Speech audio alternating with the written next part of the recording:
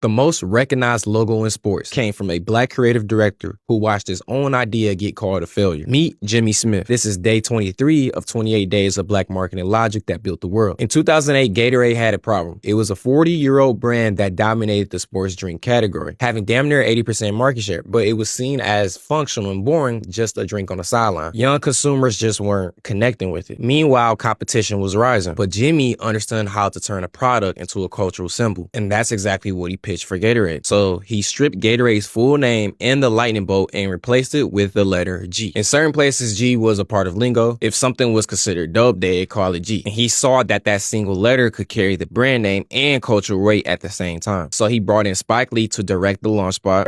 What's G? It's the emblem of a warrior.